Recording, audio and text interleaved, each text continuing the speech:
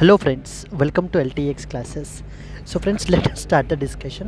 Before that there was a small announcement. మన యొక్క flagship UPSC infinity course ఇప్పుడు మీకు live plus recorded classes available ఉంటాయి. So దీంట్లో మనకి GS prelims plus mains cover అవుతుంది, NCERT foundation, current affairs, CSAT, prelims test series, mains answer writing ఇవన్నీ కూడా కవర్ అవుతాయండి మనకి. సో దీని యొక్క ఫీ మనం ఛార్జ్ చేసేటువంటిది 60,000 రూపీస్. సో దీన్ని మీరు ఈఎంఐ 5,000 పర్ మంత్గా కూడా మీరు పే చేసుకోవచ్చు. ఇది మీకు లైఫ్ టైం వ్యాలిడిటీ తోటి వస్తుంది. ఇక్కడ స్క్రీన్ మీద కనిపించే నెంబర్కి మీరు కాల్ చేస్తే మీకు ఏ విధమైన డౌట్స్ ఉన్నా కూడా మీరు క్లారిఫై చేసుకోవచ్చు.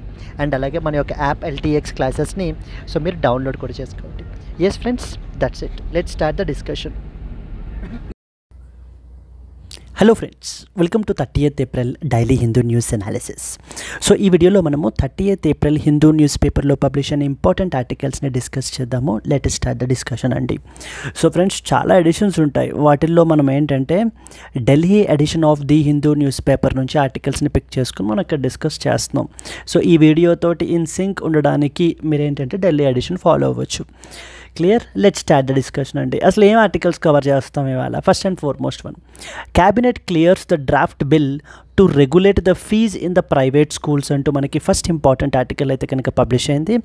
ఢిల్లీ గవర్నమెంట్ రీసెంట్గా మనకైతే కనుక ఈ యొక్క బిల్ గురించి మనం అయితే మాట్లాడుకుంటాం. More than 20 people killed in the fire at a restaurant in the north east చైనాలో రీసెంట్గా మనకి ఏంటి అని అంటే కనుక ఒక ఫైర్ యాక్సిడెంట్ అయితే కనుక జరిగింది. సో 20 మంది అయితే చనిపోయారు. దాని గురించి వి విల్ డిస్కస్ హియర్.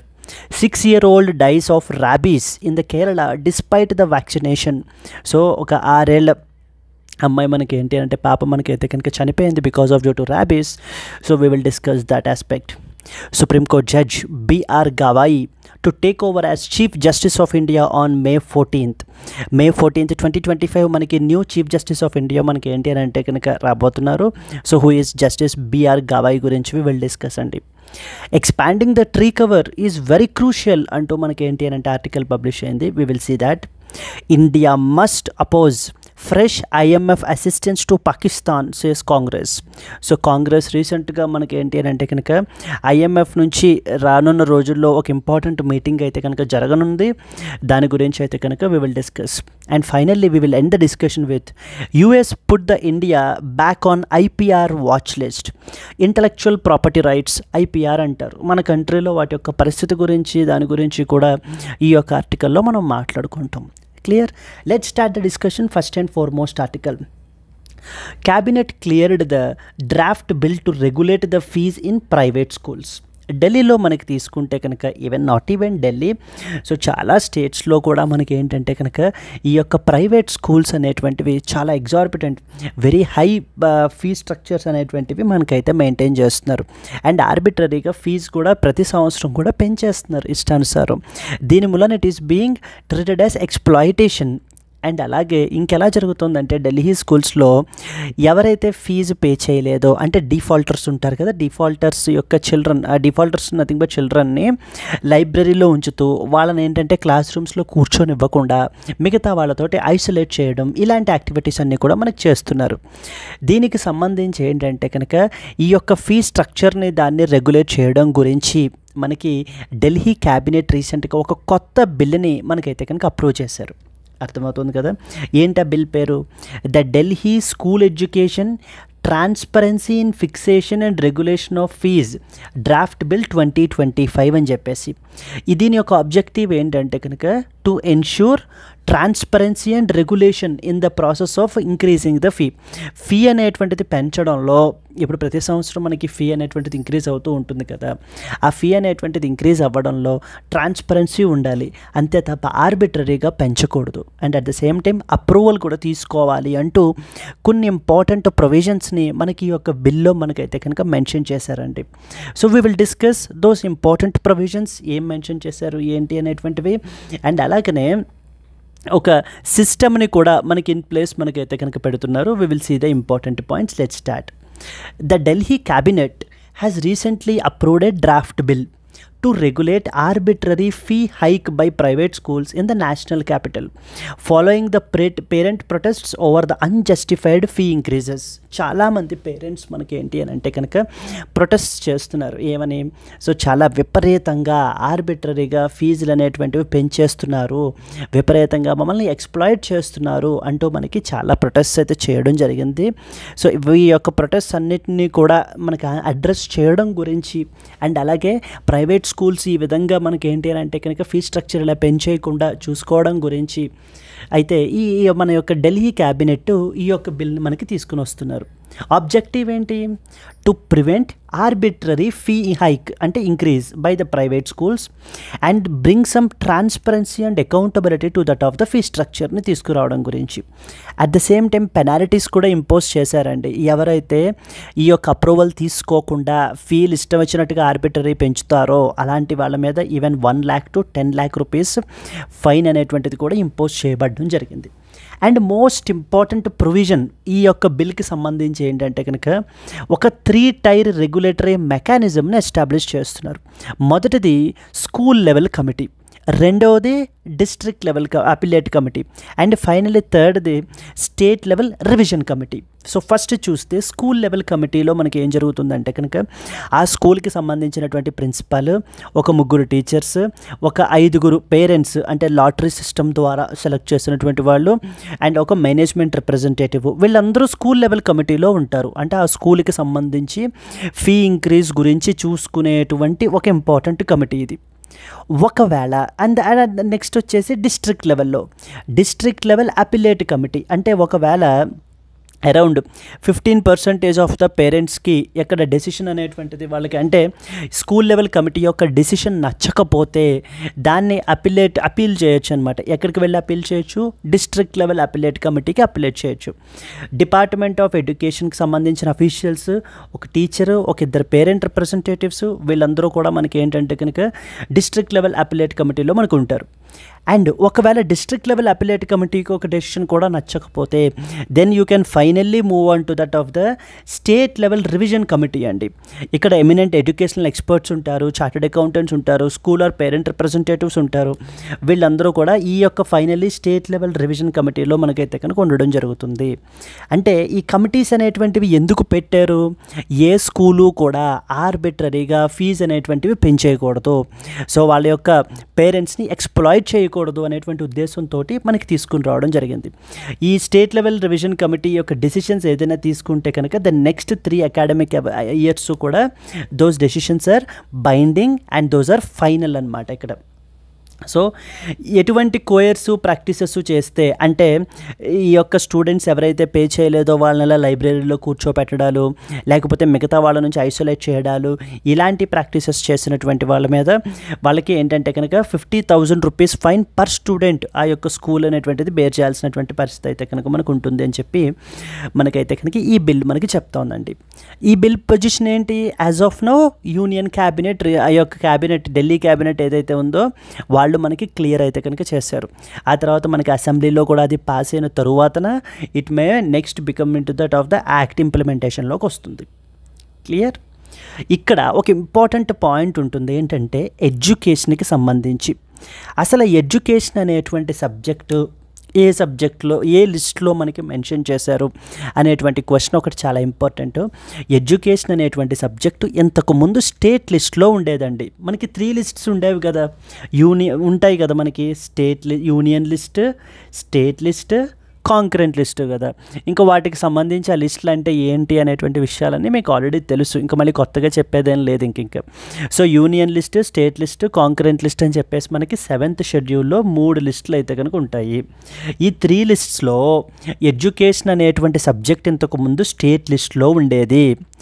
ఆ తర్వాతన 42nd కాన్స్టిట్యూషనల్ అమెండ్మెంట్ యాక్ట్ 1976 ద్వారా దాన్ని ఏం చేశారు? ఎడ్యుకేషన్ అనేటువంటి సబ్జెక్ట్ని it shifted to that of the concurrent లిస్ట్లోకి మార్చేశారు. So it shifted to concurrent list. So as of now, what is the position of education? Education is now in that of the concurrent list. What does it mean by? It mean by both the state legislatures or nothing but state governments and the parliament can also enact the laws on that of education అనేటువంటి point మనం ఇక్కడ అర్థం చేసుకోవాలి. అదే point ఇక్కడ mention చేసాం చూడండి. Education as a subject was moved from the state list to that of the concurrent list. ఎన్నో constitutional amendment 42nd constitutional amendment act 1976 ద్వారా ఎడ్యుకేషన్ అనేటువంటి సబ్జెక్ట్ని స్టేట్ లిస్ట్లోంచి కాన్కరెంట్ లిస్ట్లోకి మూవ్ చేశారు. అంటే అర్థం what is the meaning? Now both parliament and state legislatures can make the laws on education. అంతే కదా అర్థం. కాన్కరెంట్ లిస్ట్లో ఒక పర్టికులర్ సబ్జెక్ట్ ఉంది అంటే అర్థం అదే కదా మనకి. సో అనే ఆస్పెక్ట్ మనకు తెలియాలి. నెక్స్ట్ ఇంకొక డైమెన్షన్ గురించి కూడా మీకు తెలియాలి. ఏంటంటే ఇది మనం ఇప్పటిదాకా మనం స్కూల్ ఎడ్యుకేషన్ గురించి కూడా మాట్లాడుకుంటున్నాము, ప్రైవేట్ స్కూల్స్ గురించి వీటి గురించి కూడా మాట్లాడుకుంటున్నాం. దీని మీదన మనకి సెంట్రల్ గవర్నమెంట్ ఏదైనా స్కూల్ ఎడ్యుకేషన్ని కాంప్రిహెన్సివ్గా అడ్రస్ చేయడం గురించి లేదా హోలిస్టిక్గా డెవలప్ చేయడం గురించి ఏదైనా స్కీమ్ ఉందా అంటే ఎస్, మనకి ఖచ్చితంగా తెలియాల్సిన స్కీము సమగ్ర శిక్షా స్కీము. సమగ్ర శిక్షా స్కీమ్ అండి. ఇది మొత్తం ప్రీ స్కూల్ దగ్గర నుంచి క్లాస్ 12th వరకు కూడా స్కూల్ ఎడ్యుకేషన్ని ఇంటిగ్రేటెడ్ వేలో డెవలప్ చేయాలి అనేటువంటి ఉద్దేశంతో మనకి సమగ్ర శిక్షా స్కీమ్ అని చెప్పి తీసుకుని వచ్చారు. ఇంతకుముందు విడివిడిగా స్కీమ్స్ ఉండేవి, వాటన్నిటినీ కూడా మర్జ్ చేసేసి సబ్ష్యూమ్ చేసేసి ఒక్కటే ఇంటిగ్రేటెడ్ స్కీమ్ని తీసుకొచ్చారు. దాని పేరే సమగ్ర శిక్ష. ఇక్కడ చూడండి, అంటే ఏమేం సబ్ష్యూమ్ చేసింది? మొదటిది సర్వశిక్షా అభియాన్ SSA, రెండవది రాష్ట్రీయ మాధ్యమిక శిక్షా అభియాన్ రెండవది, టీచర్స్ ఎడ్యుకేషన్ మూడవది. ఇలా 4-5 స్కీమ్స్ పేర్లు ఇచ్చేసి how many of the above schemes were subsumed into that of the Samagra Shiksha scheme అని అడుగుతారు. లేదా consider the following statements about Samagra Shiksha scheme అని చెప్పేసి అడిగే అవకాశాలు ఉన్నాయి. ఆర్ఎల్స్ మెయిన్స్లో కూడా సమగ్ర శిక్షా స్కీమ్ గురించి, అంటే ఎడ్యుకేషన్ గురించి మీరు ఎప్పుడైనా రాస్తున్నప్పుడు, పర్టికులర్లీ స్కూల్ ఎడ్యుకేషన్ గురించి మెన్షన్ చేస్తున్నప్పుడు some of the government schemes include the most ఇంపార్టెంట్గా మెన్షన్ చేయాల్సిన స్కీమ్ పేరు సమగ్ర శిక్షా స్కీమ్ గురించి మీరు మెన్షన్ చేయాలి. అసలు ఇప్పటికి నేను ఎడ్యుకేషన్ గురించి కానీ సమగ్ర శిక్షా స్కీమ్ గురించి కానీ మనం ఎందుకు యాడ్ చేసాం? ఎందుకంటే కాంటెక్స్ట్ ఏంటి? ప్రైవేట్ స్కూల్స్ ఎడ్యుకేషన్కి సంబంధించి ఆస్పెక్ట్ కాబట్టి మీరు ఆ రిమైనింగ్ పక్కనున్న ఈ ఏరియాస్ మీకైతే కనుక తెలియాలండి. సో అరౌండ్ 1.16 మిలియన్ స్కూల్స్ని అయితే కనుక కవర్ చేస్తుంది. 156 million students and 5.7 million teachers are covered. And most important another point ఏంటి? ఫండింగ్ అనేది ఏంటిది? ఏ టైప్ ఆఫ్ స్కీమ్ ఇది? సెంట్రల్లీ స్పాన్సర్డ్ స్కీమ్ అండి. అంటే సెంట్రల్ గవర్నమెంట్ స్టేట్ గవర్నమెంట్ ఇద్దరు కూడా ఫండింగ్ అనేది మనకి ప్రొవైడ్ చేస్తారు. ఏ రేషియోలో? 60:40, అంటే జనరల్ లెవెల్లో. అలా కాకుండా మనకి నార్త్ ఈస్టర్న్ స్టేట్స్ కానీ హిమాలయన్ స్టేట్స్ కానీ అలాంటి వాటికి ఫండింగ్ వేరే ప్యాటర్న్ ఉంటుంది, 90:10 అని ఇలాంటి ప్యాటర్న్స్ ఉంటాయి. బట్ ఇన్ జనరల్ ప్యాటర్న్ వచ్చేసి మనకి 60:40 సెంట్రల్ స్టేట్ ఫండింగ్ రేషియో అనేటువంటిది ఉంటుందన్నమాట. ఈ స్కీమ్ ఎప్పుడు తీసుకుని వచ్చారు? 2018లో to ensure inclusive and equitable ఎడ్యుకేషన్ని ప్రమోట్ చేయాలి అనే ఉద్దేశంతో ఈ యొక్క scheme that is called as Samagra Shiksha scheme అనేది తీసుకుని వచ్చారు. అండ్ ఇంకొకటి మీరు ఏంటంటే మస్ట్ స్టడీ, ఇంకొకటి ఇంపార్టెంట్ పాయింట్ ఉంది. ఏంటది మీరు తెలుసుకోవాల్సింది? So that is something called a concept of PM Shri schools. PM Shri schools దీని గురించి అయితే కనుక ఫర్దర్గా స్టడీ చేయండి. ఎందుకంటే మనకి ఏంటంటే ఈ PM శ్రీ స్కూల్స్ అని చెప్పేసి ఇంకా స్కూల్స్ని ఇంకా హోలిస్టిక్గా డెవలప్ చేయడం గురించి, క్వాలిటీని ఎన్హాన్స్ చేయడం గురించి ఒక మోడల్ స్కూల్స్ పేరుతో PM శ్రీ స్కూల్స్ అని చెప్పేసి మనకైతే తీసుకుని వచ్చారు. ఇప్పుడు మీకు PM శ్రీ కేంద్రీయ విద్యాలయాస్ తీసుకుంటే కనుక కేంద్రీయ విద్యాలయ తిరుమలగిరి PM శ్రీ స్కూల్ అని, ఇలా మీకు రకరకాలుగా PM శ్రీ అనేటువంటి స్కూల్స్ ఉంటాయి. అంటే అదేంటి అని అంటే కనుక అది రీసెంట్గా తీసుకొచ్చినటువంటి ఇనిషియేటివ్ మనకి. క్లియర్? సో మీరు స్టడీ చేయాల్సిన పాయింట్ ఏంటి? PM శ్రీ స్కూల్స్ గురించి తెలుసుకోవాలి, సమగ్ర శిక్షా స్కీమ్ గురించి తెలుసుకోవాలి, అండ్ దెన్ అసలు ఎడ్యుకేషన్ అనే సబ్జెక్ట్ ఎక్కడొస్తుందబ్బా అనేటువంటి విషయం కూడా మీకైతే కనుక తెలుసుకోవాలండి. Clear? Then moving forward further, ఇంకా ఈ బిల్ గురించి మనకి అంత తెలియాల్సిన అవసరం లేదు, కానీ but still if you feel once it became an act and అది ప్రాపర్గా మనకైతే కనుక ఇంప్లిమెంట్ అవుతూ ఉంటే, ఈ యొక్క ఆర్బిట్రరీ ఫీ యొక్కని రెగ్యులేట్ చేస్తూ ఉంటే మిగతా స్టేట్స్లో కూడా దీనిని ఇంప్లిమెంట్ చేయాలి అంటూ మీరు ఇది ఒక కేస్ లాగా కూడా మీరు రాసుకోవచ్చు.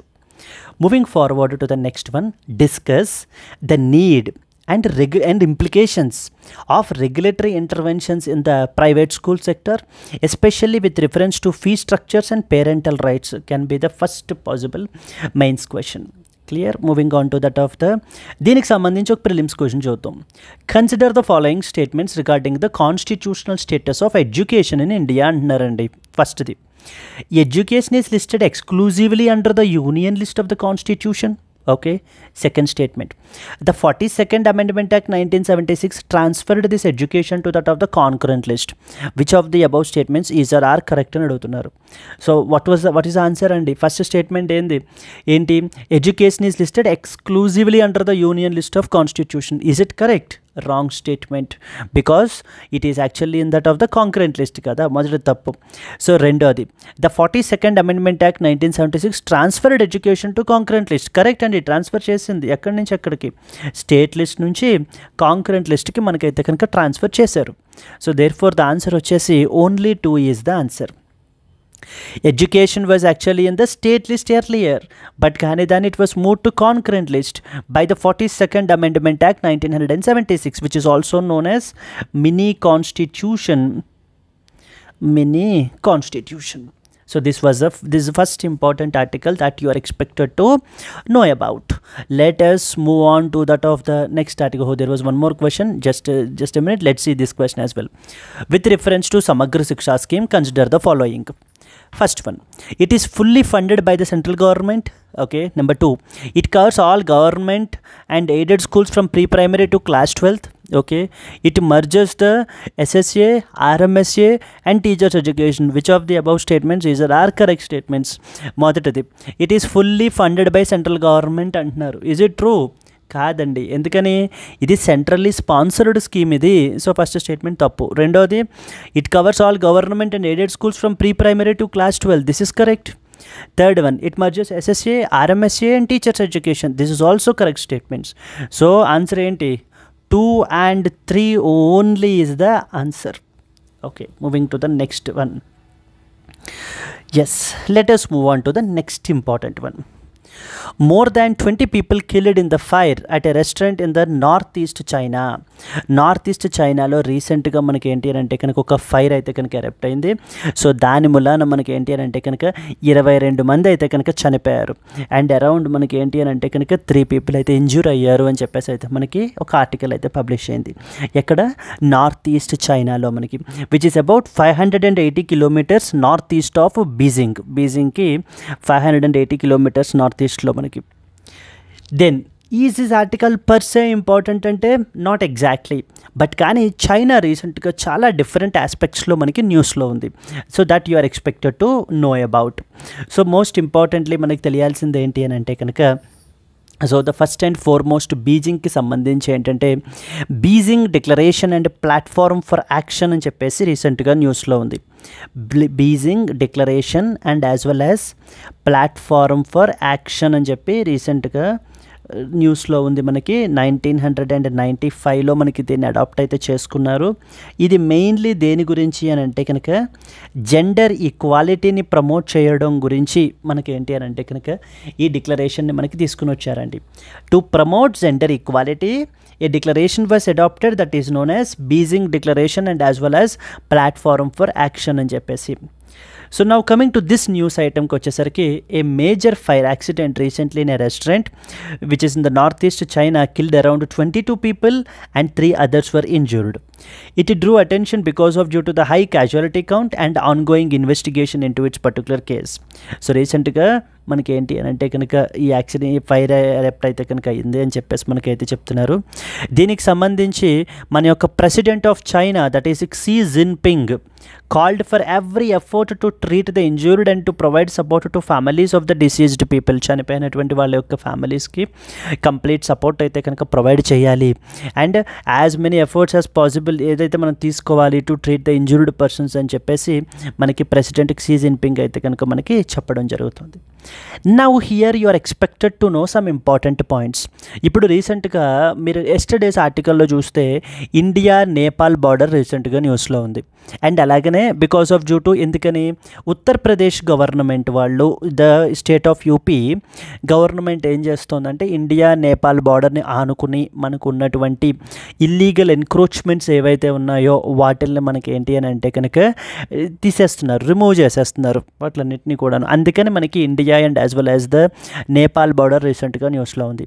ఇండియా పాకిస్తాన్ బార్డర్ మనకి ఎందుకు, మనకి ఈ యొక్క పహల్గామ్ గురించి, పహల్గామ్ టెర్రర్ అటాక్ గురించి మనం ఏంటి అని అంటే కనుక so this was in the news. And now so you are also expected to know about India China border as well గురించి కూడా పరిస్థితులు ఎలా ఉన్నాయి మనకి. ఇండియా మనకి ఏంటంటే కనుక అరౌండ్ 3488 కిలోమీటర్ లాంగ్ బార్డర్ మనకి ఏంటి అని అంటే చైనా తోటి మనకి షేర్ చేసుకుంటుందండి. అండ్ మొత్తం ఎన్ని ఇండియన్ స్టేట్స్ మనకి ఏంటి అని అంటే కనుక బార్డర్ అవుతాయి అని అంటే కనుక 5 ఇండియన్ స్టేట్స్ మనకి ఏంటి అని అంటే కనుక దేంతో మనకి బార్డర్ అవుతాయి, చైనా తోటి బార్డర్ అవుతాయి. That is Jammu and Kashmir, Himachal Pradesh, Uttarakhand, Sikkim and as well as Arunachal Pradesh. ఈ 5 స్టేట్స్ కూడా మనకి ఏంటంటే కనుక చైనా తోటి బార్డర్ అవడం అయితే కనుక జరుగుతుంది. So this was first thing మనకి మెయిన్లీ తెలియాల్సింది. సెకండ్ ఇంపార్టెంట్, చైనా అనగానే మనకి ఖచ్చితంగా ఇన్ఫ్రాస్ట్రక్చరు కనెక్టివిటీ గురించి మాట్లాడినప్పుడు కంపల్సరీగా గుర్తు రావాల్సింది వీళ్ళ యొక్క ఫ్లాగ్షిప్ స్కీము, దాని పేరు వచ్చేసి బెల్ట్ అండ్ రోడ్ ఇనిషియేటివ్. అంటే ఇప్పుడు ఇవన్నీ ఏంటంటే గత కపుల్ ఆఫ్ ఇయర్స్ నుంచి మనకి చైనా ఎందుకెందుకు న్యూస్లో ఉంటుంది, డిఫరెంట్ ఐటమ్స్, డిఫరెంట్ డైమెన్షన్స్ మనకైతే కనుక తెలియాలి. అండ్ వాటిల్లో ఇనిషియేటివ్ ఏంటి, మనకి బెల్ట్ అండ్ రోడ్ ఇనిషియేటివ్ అని చెప్పేసి ఉంది. ఈ బెల్ట్ అండ్ రోడ్ ఇనిషియేటివ్ అనేది చైనా వాడి యొక్క యాంబిషియస్ ప్రాజెక్ట్ అనమాట. ఈ యొక్క ప్రాజెక్ట్ని 2013లో మనకైతే తీసుకుని వచ్చారు. ఈ ప్రాజెక్ట్ ద్వారా చైనా ఏం చేయాలనుకుంటుందంటే మొత్తం సౌత్ ఈస్ట్ ఏషియాని, సెంట్రల్ ఏషియాని, ఆఫ్రికాని, యూరప్ని అండ్ గల్ఫ్ని కనెక్ట్ చేయాలి. అంటే చైనా నుంచి రూట్స్ అనేటువంటివి వేసేయాలి. సో దట్ ఏమవుతుంది, ఏదైతే కంట్రీతో కనెక్టింగ్ పెట్టుకుంటుందో ఆ కంట్రీకి ఒక మార్కెట్గా ఫామ్ చేసుకోవచ్చు కదా. చైనీస్ గూడ్స్ అన్నీ అక్కడ మనం ఏంటి అని అంటే కనుక మార్కెట్ చేసుకోవచ్చు. ఇలా ఈ విధంగా ఒక కనెక్టెడ్గా ఉండేటువంటి కనెక్టివిటీ ప్రాజెక్ట్ అనమాట. It was launched in the year 2013. It aims to connect South East Asia, Central Asia and Africa and Europe and Gulf. ఇవన్నీ ఎవరికి కనెక్ట్ అవుతాయి, చైనాకి కనెక్ట్ అవుతాయి ఫైనల్గా via the land and as well as sea infrastructures. ఇంతకు ముందు దీన్ని మనకి ఏంటంటే 1 బెల్ట్ 1 రోడ్ అనేవాళ్ళు, 1 belt and as well as 1 road. ఆ తర్వాత దాన్ని పేరు మార్చేసి బెల్ట్ అండ్ రోడ్ ఇనిషియేటివ్గా మనకి మార్చేయడం జరిగింది. యూపీఎస్సీ దీని మీద డైరెక్ట్ క్వశ్చన్స్ అయితే కనుక అడిగారండి. Belt and road initiative is often seen recently in the news. It is associated with which country అని చెప్పేసి అడిగిన సందర్భాలు మనకైతే కనుక ఉన్నాయి. ఇది initially called as 1 belt 1 road. It was later rebranded to that of the BRI, belt and road initiative, to reflect a more inclusive image.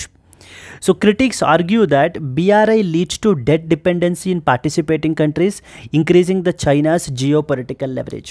ఇక్కడ మనం BRI గురించి కంప్లీట్గా డిస్కస్ చేయట్లేదండి. జస్ట్ మీరు ఏంటంటే BRI గురించి తెలుసుకోవాలనే ఉద్దేశంతో మనం ఇక్కడ యాడ్ చేసాం. ఇక్కడ ఏం తెలియాలి, చాలామంది ఎక్స్పర్ట్స్ ఏమంటున్నారంటే చైనా ఈ ప్రాజెక్ట్స్ ద్వారా కనెక్టివిటీ పెంచుకుంటోంది. అంటే గ్రాండియోస్గా ఇన్ఫ్రాస్ట్రక్చర్ అది బిల్డ్ చేయడము ఇవన్నీ చేస్తుంది. మరి ఇప్పుడు పార్టిసిపేటింగ్ కంట్రీస్ అంటే ఎవరెవరు, ఫర్ ఎగ్జాంపుల్ పాకిస్తాను, లేకపోతే మన పక్కన ఉన్న నేపాల్, వీళ్ళందరూ కూడా చాలా ఎగ్జైట్మెంట్ ఫీల్ అవుతున్నారనమాట ఈ ప్రాజెక్ట్ వల్ల.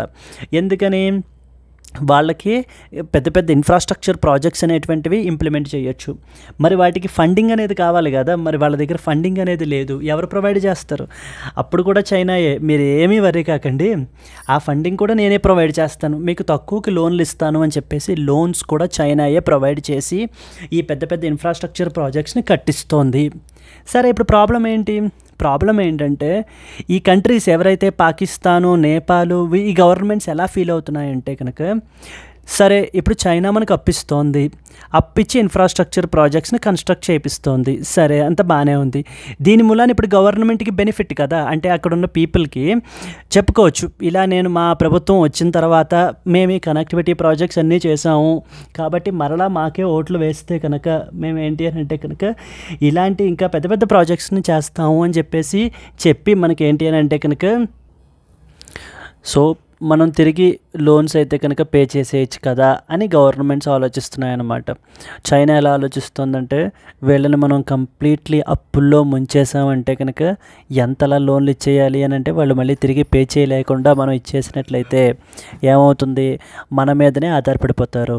అప్పుడు మనం ఇలా కన్స్ట్రక్ట్ చేసినటువంటి అది పోర్ట్స్ కానీ ఏవైనా కూడా మనం టేక్ ఓవర్ చేసుకోవచ్చు అనేటువంటిది చైనా యొక్క ఆలోచన. ఫర్ ఎగ్జాంపుల్ శ్రీలంకలో there was one such important port called Hambantota port అని చెప్పేసి ఉందండి మనకి. సో ఈ హంబన్తోతా పోర్ట్ని రీసెంట్గా మనకి ఏంటి అని అంటే కనుక చైనా వాడికి అప్పు కట్టలేక దీన్ని మనకి ఏంటి అని అంటే కనుక లీజుకి కూడా ఇచ్చారు శ్రీలంక వాళ్ళు. Clear, this is another example. And అదే వేలో పాకిస్తాన్ ఏమో గ్వాదర్ పోర్ట్ కన్స్ట్రక్ట్ చేస్తున్నారు అక్కడ.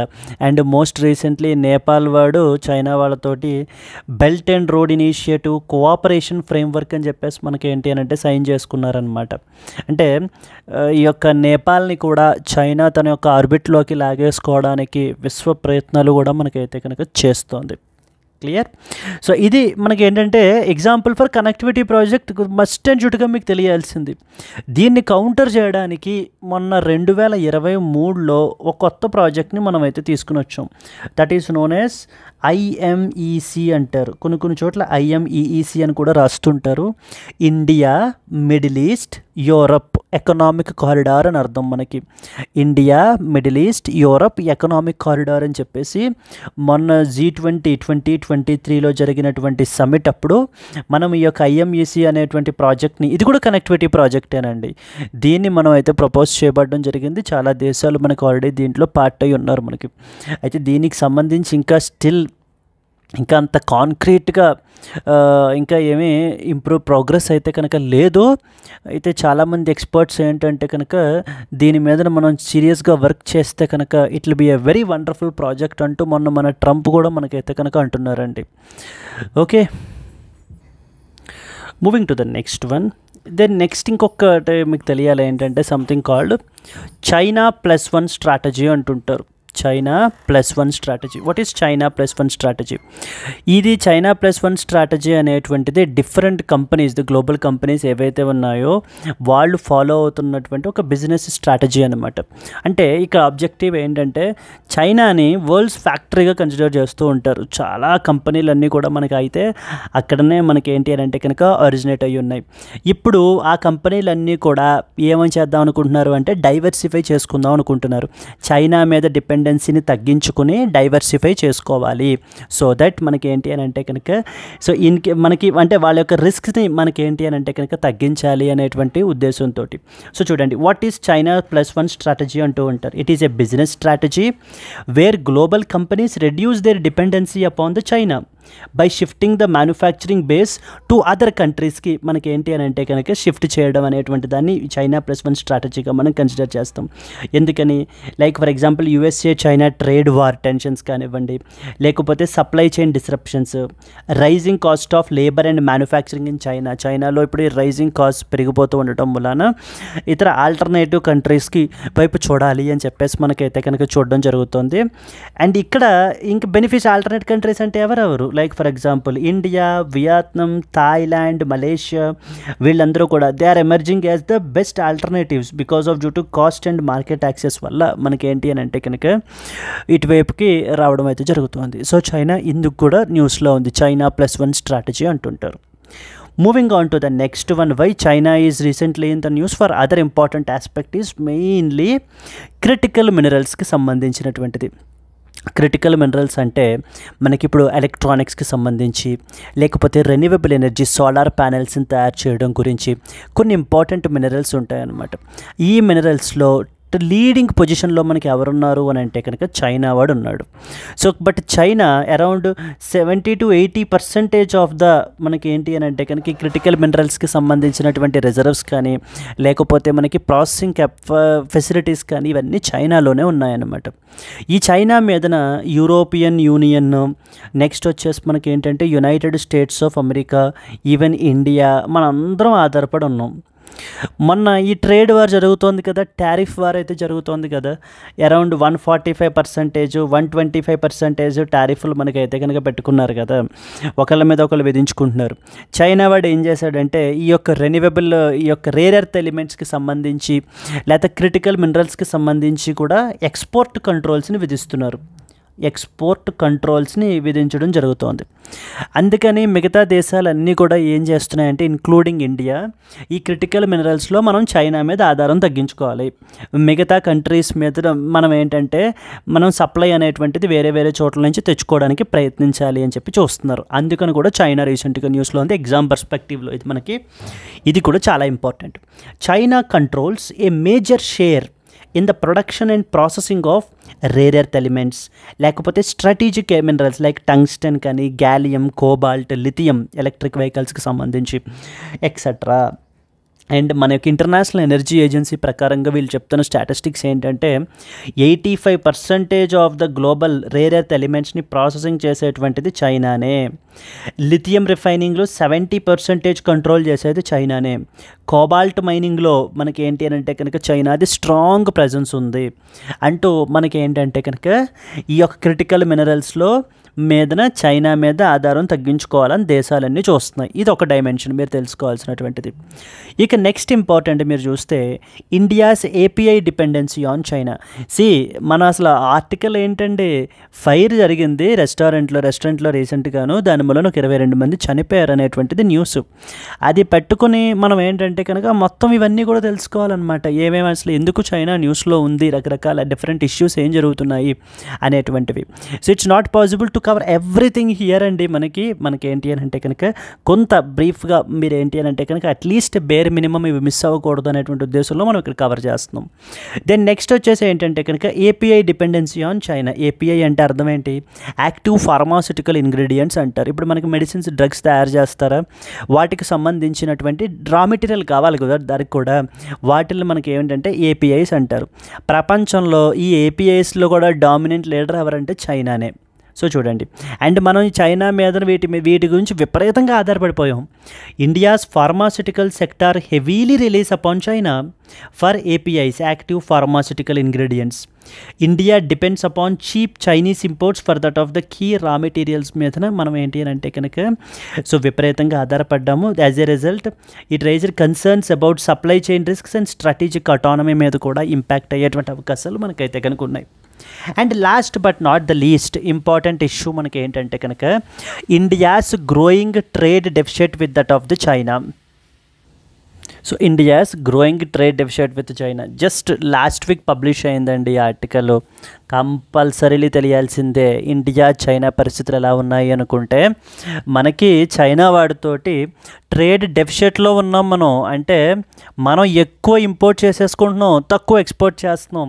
దాని మూలన ట్రేడ్ డెఫిసిట్ అనేటువంటిది రీసెంట్గా ఇంకా వైడ్ అయిపోయింది, ఇంకా పెరిగిపోయింది అంటున్నారు. ఎంత ట్రేడ్ డెఫిసిట్ ఉందంటే అప్రాక్సిమేట్లీ $99 బిలియన్ మనకి ఏంటి అని అంటే ట్రేడ్ డెఫిసిట్ అయితే కనుక ఉంది అని చెప్పేసి మనకి చెప్తున్నారండి. ఇక్కడ చూసుకుంటే India's trade deficit with China has soared to a staggering $99.2 billion in 2024-25, rising the serious concerns about economic dependency, the unfair trade practices and strategic vulnerabilities.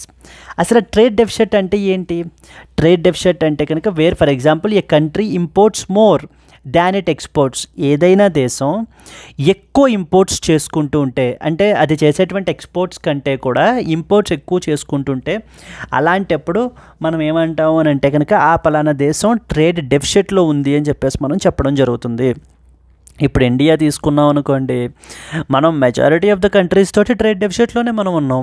Like for example అది మీరు రష్యా తీసుకున్నా, లేకపోతే జపాన్ తీసుకున్నా, and then UAE United Arab Emirates తీసుకున్నా, then even China తీసుకున్నా, వీళ్ళందరితోటి మనం trade డెఫిసిట్లోనే ఉన్నాం. On the other side we have another country called USA, United States of America తోటి మాత్రమే ఇండియా మేజర్ కంట్రీస్లో మనం ఇప్పుడు ఏంటంటే మెన్షన్ చేసిన కంట్రీస్లో ట్రేడ్ సర్ప్లస్లో మనం అయితే కనుక ఉన్నామండి. సో హియర్ ఎగ్జాంపుల్ డేటా చూద్దాం. In India's case for example for 2025 తీసుకుంటే చైనా నుంచి మనం చేసుకుంటున్నటువంటి ఇంపోర్ట్స్ $113 బిలియన్ అండి. కానీ మనం చైనాకి ఎక్స్పోర్ట్ చేసేటువంటిది కేవలం $14 బిలియన్ మాత్రమే మనం ఎక్స్పోర్ట్ చేస్తున్నాం. So with result trade deficit వచ్చేసి $99.2 బిలియన్, అంటే $99.2 బిలియన్ వర్త్ ఆఫ్ గూడ్స్ మనం ఏం చేస్తున్నాం, చైనా నుంచి ఇంకా ఎక్కువ ఇంపోర్ట్ చేసేసుకుంటున్నాం.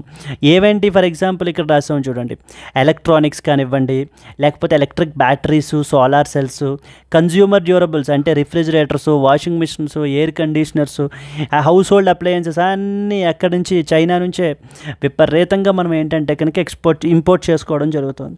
మరి మనం ఏం ఎక్స్పోర్ట్ చేస్తున్నాం, iron ore, cotton, marine products, వీటిని మనం ఎక్స్పోర్ట్ చేయడం జరుగుతుంది.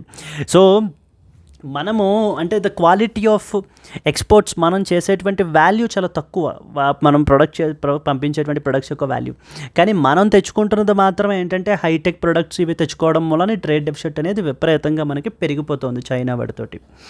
So clear, as a result problem ఏమవుతుంది, స్ట్రాటజిక్ రిస్క్స్ ఉంటాయి. విపరీతంగా చైనా మీద ఆధారపడిపోతే రేపటి రోజున చైనాతో ఏదైనా కాన్ఫ్లిక్ట్ వచ్చినప్పుడు ఈ విధంగా రిస్ట్రిక్షన్స్ ఇంపోజ్ చేసేయగలదు చైనా ఇమీడియట్గా. అప్పుడు that country will suffer. That is another biggest problem. Next వచ్చేసి ఏంటంటే డంపింగ్ ప్రాబ్లం. సో డంపింగ్ చేసేస్తూ ఉంటుంది, అంటే చీప్ ప్రైజెస్కి డంప్ చేసేస్తూ ఉంటారు. ఇది another problem with respect to that of China. Clear అండి. సో చైనా అనగానే మనం ఏంటంటే ఈ పాయింట్స్ అన్నీ కూడా రీసెంట్గా న్యూస్లో ఉంటున్నటువంటి ఐటమ్స్. అది ట్రేడ్ డెఫిసిట్ గురించి రీసెంట్గా న్యూస్లో ఉంది. మనకి తెలియాల్సినటువంటి ఇంపార్టెంట్ ఐటమ్, మీరు స్టడీ చేయాలి. ఇండియా చైనా రిలేషన్స్ గురించి చదివేటప్పుడు ఖచ్చితంగా చదవాలి. నెక్స్ట్ యాక్టివ్ ఫార్మాస్యూటికల్ ఇంగ్రీడియంట్స్లో చైనాది చాలా డామినెంట్ రోల్ ఉంటుంది, మనం హెవీలీ డిపెండెంట్. క్రిటికల్ మినరల్స్లో చైనాది డామినెంట్ రోల్ అండి, అది కూడా తెలుసుకోవాలి. చైనా +1 స్ట్రాటజీ పరిస్థితి ఏంటో తెలుసుకోవాలి. బెల్ట్ అండ్ రోడ్ ఇనిషియేటివ్ గురించి తెలుసుకోవాలి. ఇండియా చైనా బార్డర్స్ ఏమేమి ఉన్నాయనేది తెలియాలి. So these are all the brief points that you are expected to know with respect to this article. సో మీకు ఏ పాయింట్లో అయినా సరే మీకు if you found this particular video useful, please do just give a like and as well as a comment అండి, saying that these are classes are really useful for you. Yes, moving on to that of the next article. Moving to the next important article, 6-year-old dies of rabies in Kerala despite vaccination. So రీసెంట్గా ఒక 6 ఏళ్ల పాప మనకి ఏంటంటే కేరళలో మనకి చనిపోవడం జరిగిందండి. ఒక మంత్ ఎగో మనకి ఏంటి అని అంటే కనుక so she was bitten by the dog వల్ల మనకి ఏంటి అని అంటే కనుక so she was small bitten on the head and as well as the limbs. So 1 month treatment జరిగిన తర్వాత ఏంటి అని అంటే unfortunately so the girl have died. So and కేరళలో మనకి ఏంటి అని అంటే కనుక 2025 మనకి ఏంటి అని అంటే 2025లో ఇప్పటిదాకా అరౌండ్ 12 deaths మనకైతే కనుక జరిగాయి. అండ్ 2024లో మనకి around 22 people died because of due to the మనకి ఏంటి అని అంటే కనుక 2024లో around 22 people died because of due to the rabies అండి. సో దీనికి సంబంధించి మనకి కొన్ని ఇంపార్టెంట్ పాయింట్స్ అయితే కనుక తెలియాలి.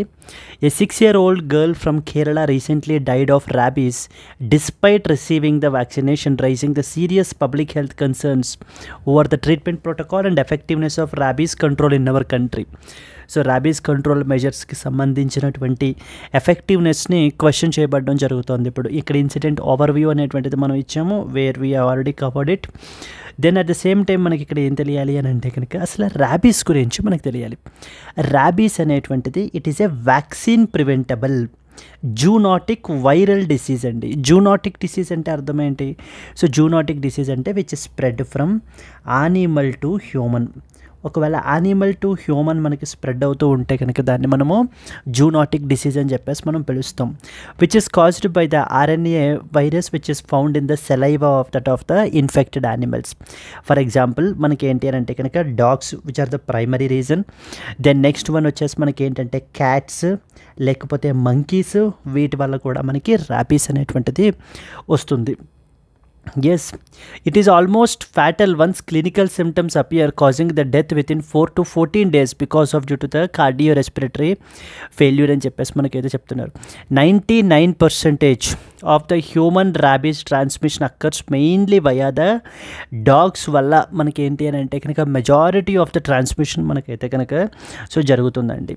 హియర్ స్టేటస్ అనేది చూస్తే మన కంట్రీ అనేటువంటిది ఓవరాల్ ప్రపంచంలో ఉండేటువంటి ర్యాబీస్ డెత్స్లో 36% of the rabies deaths India నుంచే మనకైతే కనుక ఉంటున్నాయి.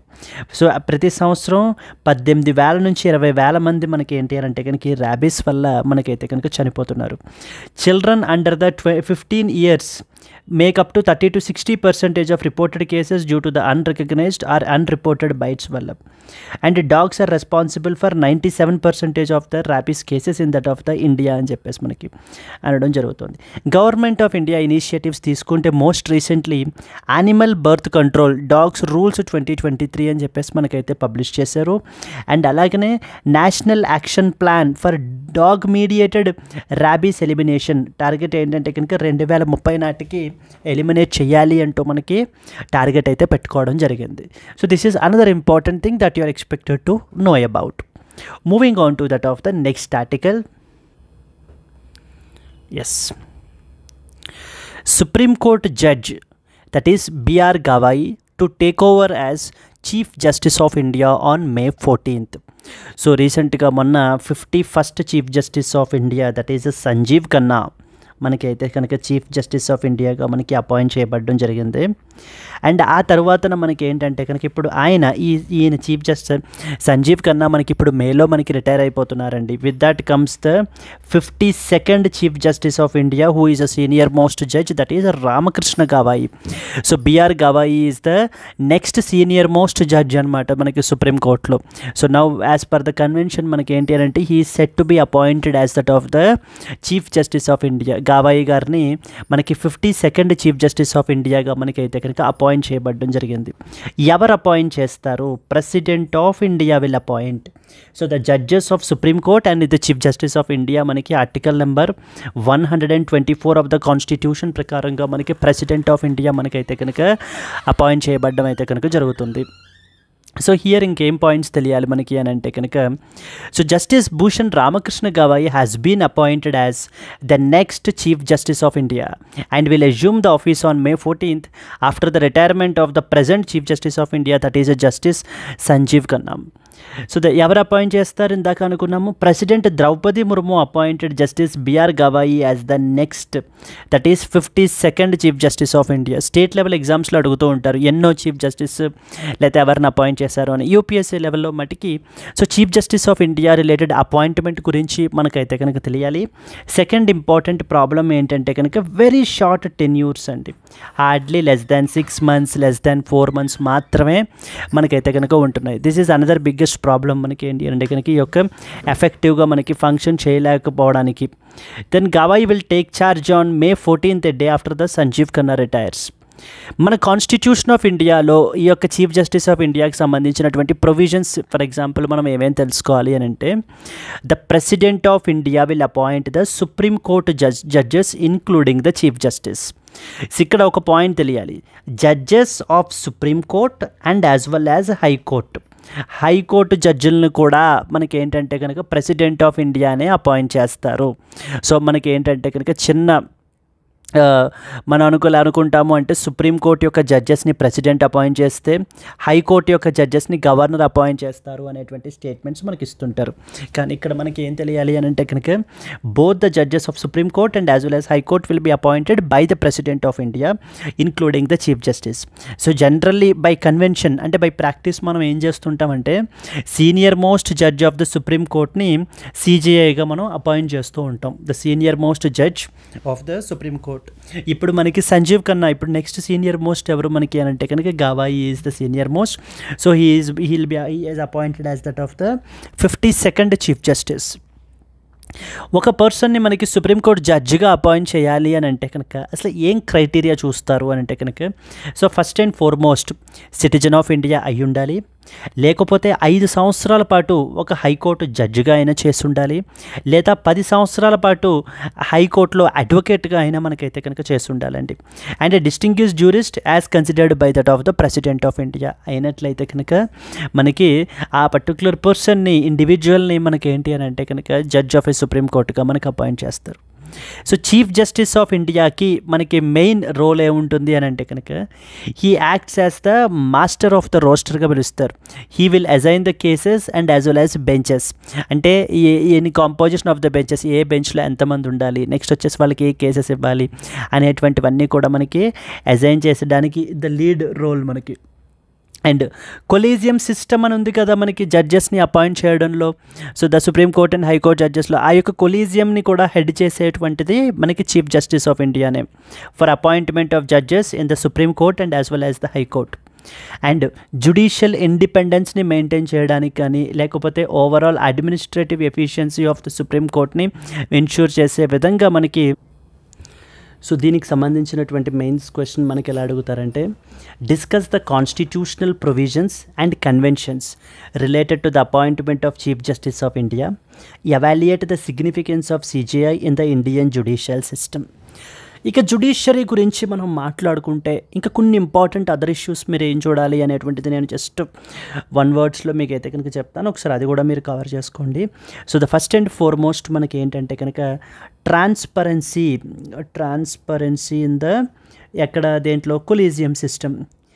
రీసెంట్గా మనకి యొక్క ఢిల్లీ హైకోర్టు జడ్జి దగ్గర మనకి ఏంటి అని అంటే కనుక రెసిడెన్స్లో ఈ యొక్క సగం కాలిపోయినటువంటి నోట్స్ అవి దొరకటం, ఇవన్నీ చూసిన తర్వాత మనకి ఏంటంటే చాలామంది కొలీజియం సిస్టమ్ని క్రిటిసైజ్ చేస్తున్నారు. కొలీజియం సిస్టమ్ ఆఫ్ అపాయింట్మెంట్ అనేటువంటిది అంత ట్రాన్స్పరెంట్ కాదు. కాబట్టి మనకి ఏంటంటే కనుక we have to move on to the another possible alternative can be NJAC, national judicial appointments commission అని చెప్పేసి మనకైతే కనుక ప్రపోజ్ చేయబడడం జరుగుతుంది. అయితే ఆల్రెడీ ఎన్జేఎస్సీని మనకి ఎస్టాబ్లిష్ చేశారు, తర్వాత సుప్రీంకోర్టు దాన్ని 2015లో అన్కాన్స్టిట్యూషనల్ అని చెప్పేసి మనకి డిక్లేర్ కూడా చేయబడడం జరిగింది. ఇక సెకండ్ ఇంపార్టెంట్ ఇష్యూ మనకి ఏంటంటే కనుక judicial overreach or judicial encroachments గురించి మనకి ఏంటి అని అంటే కనుక particularly like by using article number 142 of the constitution.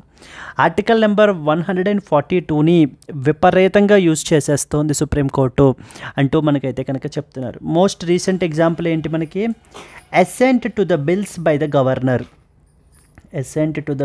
The governor. దీనికి సంబంధించి మనకి ఈ యొక్క ఆర్టికల్ నెంబర్ 142ని ఉపయోగించి సుప్రీంకోర్టు మనకి డెసిషన్ అయితే కనుక తీసుకోవడం జరిగిందండి. ఏమని టైం లైన్ అనేది ప్రిస్క్రైబ్ చేశారు కదా 1 month to 3 months అని చెప్పేసి, అది ఆర్టికల్ 142 ఉపయోగించి చేయడం జరిగింది. ఆర్టికల్ 142 అనేటువంటిది మనకి ఏంటంటే జ్యుడిషియరీకి అన్లిమిటెడ్ పవర్ అనేటువంటిది ఇస్తుందన్నమాట. దేనికి, టు డూ ద కంప్లీట్ జస్టిస్ని చేయడం గురించి ఆర్టికల్ నెంబర్ 142 మనకైతే కనుక ఆ పవర్ ఇస్తుంది.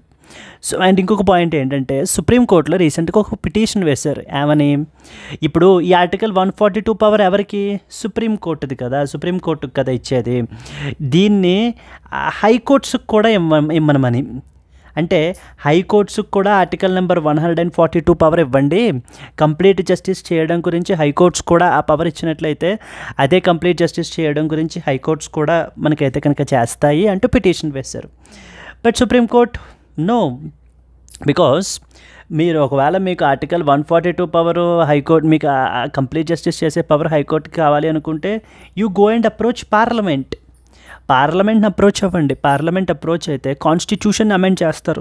కాన్స్టిట్యూషన్ అమెండ్ చేసి ఒకవేళ మీకు పవర్ ఇవ్వదలుచుకుంటే కనుక ఆ విధంగా పవర్ అనేటువంటిది ఇస్తారు. బట్ ఆర్టికల్ 142 ఉపయోగించి అదే పవర్ మీకు కూడా డ్రా చేయడం అనేటువంటిది కుదరదు. ఇది only this power is given to supreme court only అంటూ మనకైతే కనుక చెప్పబడడం జరిగిందండి. ఆర్టికల్ 142 గురించి మొన్న 2023, 2024 యూపీఎస్సీలో కూడా క్వశ్చన్స్ అయితే కనుక అడిగారు, మెయిన్స్లో కూడా అడిగే అవకాశాలు చాలా ఎక్కువ ఉన్నాయి. ఆర్టికల్ 142 ఏం చెప్తుంది, to do the complete justice supreme court can take the any judgment, anything pass చేయొచ్చు అనమాట. అండ్ రీసెంట్ ఎగ్జాంపుల్ ఏంటి, assent to the bills by that of the governor అనేటువంటిది one such example that you are expected to know about. Clear. So ఫస్ట్ది వచ్చేసి transparency అనేది చాలా big issue. Next వచ్చేసి judicial encroachments అనేది another biggest issue. And the third important మనకి ఏంటి అని అంటే కనుక బ్యాక్లాగ్ ఆఫ్ కేసెస్. జ్యుడిషియరీలో విపరీతంగా ఈ యొక్క బ్యాక్లాగ్ అనేటువంటిది చాలా ఎక్కువగా ల్యాక్స్ ఆఫ్ కేసెస్ మనకైతే కనుక పెండింగ్లో ఉన్నాయి. కొంత అది క్లియర్ చేయడం గురించి, దాని గురించి అడ్హాక్ జడ్జెస్ని కూడా మనకి ఏంటి అంటే కనుక అపాయింట్ చేయడం గురించి ఆ యొక్క 2021 జడ్జ్మెంట్ని రిలాక్స్ చేయబడడం జరిగింది. So this is another important thing. ఇవన్నీ కూడా మనకి ఏంటంటే కనుక other such issues that you are expected to know about with respect to that of the judiciary. Clear?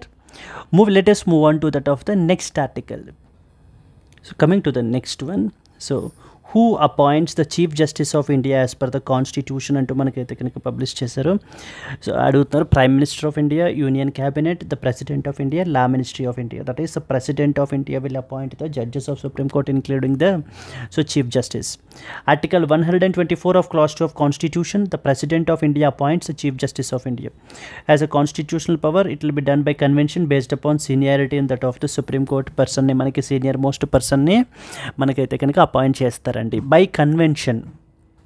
Yes, let's move on to that of the next article. Yes, moving to the next one. India must oppose fresh IMF assistance to Pakistan అని చెప్పేసి మనకి ఏంటి అని అంటే కనుక so యొక్క కాంగ్రెస్ అయితే మనకి అడుగుతున్నారండి. ఏమంటున్నారు అని అంటే కనుక కమింగ్ డేస్లో that is on maybe May 9th మనకి ఏంటంటే IMFకి సంబంధించినటువంటి ఒక ఇంపార్టెంట్ మీటింగ్ అయితే కనుక జరగనుంది. అక్కడ పాకిస్తాన్కి మనకి ఏంటి అని అంటే కనుక ఫండింగ్ అనేది అంటే ఫైనాన్షియల్ అసిస్టెన్స్ అనేది ప్రొవైడ్ చేయడానికి దాని గురించి మనకి డిస్కషన్ అయితే కనుక జరగబోతోంది.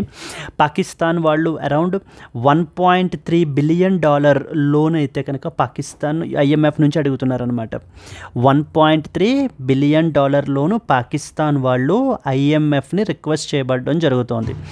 దానికి సంబంధించినటువంటి మీటింగ్ అనేటువంటిది ఇప్పుడు మనకైతే కనుక May 9th అయితే జరగనుంది, బోర్డు మీటింగ్ అనేటువంటిది.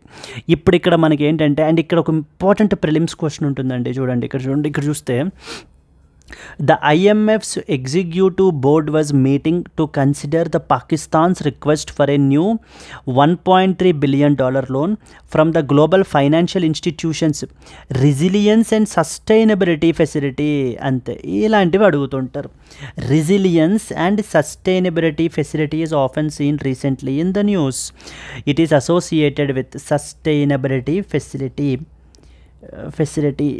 Yes it is associated with అని అడిగి ఏం లేదు, సింపుల్గా మనకి ఏంటంటే కనుక వరల్డ్ బ్యాంక్, లేకపోతే International Monetary Fund, Asian Infrastructure Investment Bank and as well as New Development Bank ఇలా అడుగుతారండి క్వశ్చన్ మనకి. రెసిలియన్స్ అండ్ సస్టైనబిలిటీ ఫెసిలిటీ అనేటువంటిది one of the important financing facilities of IMF. ఇది మనకి ఏంటంటే కనుక ఈ యొక్క ట్రస్ట్ని మనకి 2022లో మనకి ఎస్టాబ్లిష్ చేశారు. ఈ యొక్క పాండమిక్స్కి సంబంధించి కానివ్వండి, లేకపోతే కనుక ఈ క్లైమేట్ చేంజ్కి సంబంధించినటువంటి గోల్స్ని అడ్రస్ చేయడం గురించి మనకి ఈ యొక్క ఫెసిలిటీ అండర్లో మనకి లోన్స్ అనేటువంటిది ప్రొవైడ్ చేస్తుంటారు. ఇప్పుడు కాంగ్రెస్ ఏమంటుందంటే మనకి ఇక్కడ పాకిస్తాన్కి ఈ ఫండింగ్ అనేటువంటిది ఇవ్వకుండా ఉండడానికి ఇండియా మనం ఏంటి అని అంటే కనుక మనం అపోజ్ చేయాలి అంటూ మనకైతే కనుక చెప్తున్నారు. So here if you see India must oppose fresh IMF assistance to that of the Pakistan అని చెప్పేసి ఇక్కడ ఎగ్జామ్ పర్స్పెక్టివ్లో మనకు తెలియాల్సిన పాయింట్ ఇక్కడ ఉంది మనకి mainly. That is something related to the resilience and as well as the sustainability facility దేనికి సంబంధించినటువంటిదని అడుగుతూ ఉంటారు. Let us read. The Congress has recently urged the Indian government to oppose any fresh financial assistance to Pakistan, which is being considered by the IMF at its upcoming board meeting on May 9th. IMF's executive board is scheduled to meet to consider the Pakistan's request for a $1.3 billion loan under the ఏంటమ్మదని పేరు resilience and as well as sustainability facility అని పిలుస్తారు మనకి. Yes మనకి అసలు IMF గురించి main important points ఏం తెలియాలి. IMF అనేది మనకి 1944లో ఒక ఇంపార్టెంట్ కాన్ఫరెన్స్ జరిగింది. That is known as Bretton Woods conference అని చెప్పేసి. ఈ యొక్క బ్రెటన్ వుడ్స్ కాన్ఫరెన్స్ జరిగిన తరువాతన మనకి ఈ యొక్క IMF and as well as world బ్యాంక్ని మనకి ఎస్టాబ్లిష్ చేశారు. అందుకనే వీటిని మనం ఏంటంటే బ్రెటన్ వుడ్స్ ఇన్స్టిట్యూషన్స్ అని చెప్పేసి మనం పిలవడం జరుగుతుంది. దీని యొక్క IMF యొక్క ఆబ్జెక్టివ్ ఏంటి అని అంటే కనుక సో టు ప్రమోట్ సస్టైనబుల్ గ్రోత్ని ప్రమోట్ చేయడానికి, poverty reduction protection, financial stability అనేటువంటిది మెయింటైన్ చేయడం గురించి. ఎప్పుడైనా ఏదైనా దేశానికి బ్యాలెన్స్ ఆఫ్ పేమెంట్ క్రైసిస్ వచ్చినప్పుడు అలాంటప్పుడు కూడా మనకి IMF అనేది ఫైనాన్షియల్ అసిస్టెన్స్ అనేది ప్రొవైడ్ చేస్తుంది. దీని యొక్క హెడ్ క్వార్టర్స్ వచ్చేసి వాషింగ్టన్లో ఉన్నాయి. మనకి మెంబర్ కంట్రీస్ వచ్చేసి 190 కంట్రీస్ ఉన్నారు. మెయిన్ ఆర్గనైజేషనల్ స్ట్రక్చర్ అనేది మనకి తీసుకుంటే IMFలో సుప్రీం డెసిషన్ మేకింగ్ బాడీ ఏంటంటే మనకి బోర్డ్ ఆఫ్ గవర్నర్స్ అండి. Board of governors is the supreme decision making body. And అలాగే ఇంకొకటి ఉంటుంది డే టు డే ఆపరేషన్స్ అవి క్యారీ అవుట్ చేయడం గురించి, that is known as executive board. దాంట్లో మనకి 24 మెంబర్స్ ఉంటారు. ఈ యొక్క IMFకి మేనేజింగ్ డైరెక్టర్ ఉంటారు, who will be heading the IMF staff and as well as executive బోర్డ్ని మనకైతే కనుక లీడ్ చేసేటువంటిది ఈ యొక్క మేనేజింగ్ డైరెక్టర్. మనకి IMFకి సంబంధించి ప్రిలిమ్స్ పర్స్పెక్టివ్లో పర్టికులర్లీ మెయిన్ తెలియాల్సినవి ఏంటంటే కొన్ని ఫైనాన్సింగ్ ఫెసిలిటీస్ ఉంటాయన్నమాట. అంటే IMF ఈ యొక్క డిఫరెంట్ ఛానల్స్ అండర్లో మనకి ఫండింగ్ అనేది ప్రొవైడ్ చేస్తారు. For example stand by arrangement అంటారు. ఏదైనా కంట్రీ యొక్క బ్యాలెన్స్ ఆఫ్ పేమెంట్ క్రైసిస్ సిచ్యువేషన్ని అడ్రస్ చేయడం గురించి ఈ స్టాండ్ బై అరేంజ్మెంట్లో మనకి లోన్లు ఇస్తారు. అండ్ అలాగనే ఎక్స్టెండెడ్ ఫండ్ ఫెసిలిటీ అంటారు. ఇది మనకి ఏంటంటే దీని అండర్లో కూడా ఫైనాన్షియల్ అసిస్టెన్స్ ప్రొవైడ్ చేస్తారు. కానీ ఆ పలానా కంట్రీ ఏదైతే ఉందో వాళ్ళ కంట్రీలో కొన్ని స్ట్రక్చరల్ రిఫార్మ్స్ అనేటువంటివి క్యారీ అవుట్ చేయాలన్నమాట. ఎక్స్టెండెడ్ ఫండ్ ఫెసిలిటీ అంటారు. ర్యాపిడ్ ఫైనాన్సింగ్ ఇన్స్ట్రుమెంట్ అంటారు, RFI. ఎప్పుడైనా అర్జెంట్ BOP నీడ్స్ని ఫుల్ఫిల్ చేయాల్సి వస్తే కనుక అలాంటప్పుడు ఈ యొక్క మెకానిజం అండర్లో మనకి లోన్స్ అనేది ఇవ్వబడడం జరుగుతుంది. అండ్ లాస్ట్లీ ఇప్పుడు చూసినటువంటి that is resilience and as well as the sustainability facility అంటాం. ఇది మొన్న అక్టోబర్ 2022లో మనకైతే కనుక తీసుకుని రావడం జరిగింది. వేర్ ద ఆబ్జెక్టివ్ ఏంటంటే కనుక క్లైమేట్ అండ్ పాండమిక్ రెస్పాన్సెస్ని మనకి ఏంటి అంటే అడ్రస్ చేయడం గురించి దీని అండర్లో మనకి లోన్స్ అయితే ఇస్తారండి.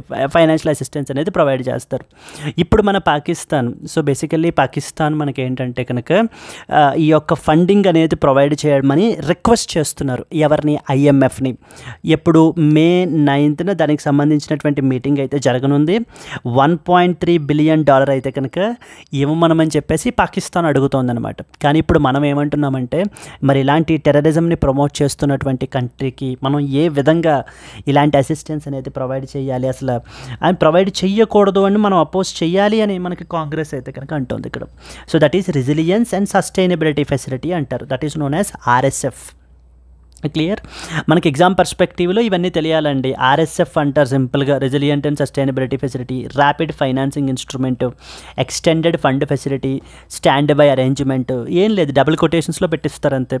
Extended fund facility and as well as resilience and sustainability facility are often seen recently in the news. They are associated with which international financial organization అని చెప్పేసి మనకైతే కనుక క్వశ్చన్ అడిగే అవకాశాలు మనకైతే కనుక ఉన్నాయి. Clear? Let's move on to that of the next article. Moving to the next one. United States of America put the India back on IPR watch list. IPR అంటే ఇంటలెక్చువల్ ప్రాపర్టీ రైట్స్ అంటారు. Intellectual property rights అంటే creator యొక్క రైట్స్ని, ఇన్నోవేషన్ని మనం ఏంటంటే కాపాడడం గురించి, protect చేయడం గురించి ఈ ఇంటలెక్చువల్ ప్రాపర్టీ రైట్స్ అని చెప్పేసి మనం ఏంటి అంటే కాన్సెప్ట్ తీసుకుని రావడం జరిగింది. ఈ ఇంటలెక్చువల్ ప్రాపర్టీ రైట్స్లో మనకి చాలా డిఫరెంట్ టైప్స్ ఉంటాయి. ఫర్ ఎగ్జాంపుల్ పేటెంట్స్ అంటారు, లేకపోతే మనకి బాగా తెలిసింది కాపీ రైట్స్ అంటారు. ఆల్ కాపీ రైట్స్ రిజర్వ్డ్ అంటూ ఉంటారు, మీరు చూసే ఉంటారు copy rights. Then next one వచ్చేసి మనకి ఏంటంటే ఇంకా బాగా తెలిసింది geographical indication tags, GI tags అంటాం కదా. జియోగ్రాఫికల్ ఇండికేషన్ అనేటువంటిది కూడా one of the types of IPR మనకి. Then we have trade secrets అంటారు, trade secrets. Then industrial designs అంటారు. So these are the other important things that you're expected to know. ఇప్పుడు మనకి ఏంటంటే కనుక ఇండియాని రీసెంట్గా యూఎస్కి సంబంధించి US ట్రేడ్ రిప్రజెంటేటివ్, USTR అంటారు, ఒక ఇంపార్టెంట్ రిపోర్ట్ తీసుకుని వచ్చారనమాట. దాని పేరే స్పెషల్ 301 రిపోర్ట్, 2025 స్పెషల్ 301 రిపోర్ట్ అని అర్థం. ఈ స్పెషల్ 301 రిపోర్ట్ అనేటువంటిది మనకి ఎవరు తీసుకుని వచ్చారు? United states US trade representative, USTR వాళ్ళు మనకైతే కనుక తీసుకుని రావడం అయితే జరిగింది. వీళ్ళు చెప్తున్న దాని ప్రకారం ఏంటంటే ఇండియాలో ఇంటలెక్చువల్ ప్రాపర్టీ, IP ఇంటలెక్చువల్ ప్రాపర్టీకి సంబంధించినటువంటి ప్రొటెక్షన్ విషయానికి వచ్చేసరికి మనం చాలా వెనకబడి ఉన్నాము, అంత ప్రోగ్రెస్ అనేటువంటిది లేదు, చాలా ఇష్యూస్ ఉన్నాయి అని చెప్పేసి మనల్ని ప్రయారిటీ వాచ్ లిస్ట్లో ప్లేస్ చేశారు.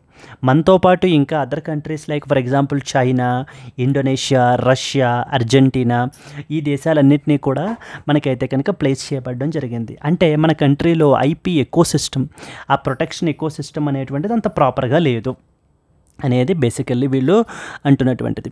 So 2025 special 301 report is often seen recently in the news, it is published by అని అడుగుతుంటారు. ఇక్కడ మనకి డిఫరెంట్ ఆప్షన్స్ ఇస్తారు. For example United Nations Security Council publish చేశారని, లేకపోతే వరల్డ్ బ్యాంక్ పబ్లిష్ చేశారు, United States Trade Representative, International Monetary Fund ఎవరు publish చేశారు అంటూ మనకి క్వశ్చన్స్ అడిగే అవకాశాలు మనకైతే కనుక ఉన్నాయండి. సో మన కంట్రీలో అయితే కనుక దే ఆర్ కంప్లీట్లీ ఇన్కన్సిస్టెంట్ అయితే కనుక ఉంది. ఐపీ ప్రొటెక్షన్ అనేటువంటిది మన కంట్రీలో ప్రాపర్గా లేదు. దేర్ ఆర్ డిఫరెంట్ ఇష్యూస్ అని చెప్పేసి ఈ యొక్క రిపోర్ట్లో మనకైతే కనుక యూఎస్టీఆర్ వాళ్ళు మనకి ఈ యొక్క ఎలిగేషన్స్ అయితే కనుక చేయడం జరుగుతుంది. This is another important article that you are expected to know about. Moving on to that of the next one, coming to this. Yes, coming to the today's question, Resilience and Sustainability Facility RSF is an initiative which is often seen recently in the news, is an initiative of A, IMF, B, World Bank, C, New Development Bank, and D, Asian Infrastructure Investment Bank. If you know the answer, please comment your answer and okavela meeku video nachinatlaithe kanaka please do like it and share it to your friends as well. Let's meet again in the next Hindu news analysis. Until then, happy learning, all the best, bye bye and take care.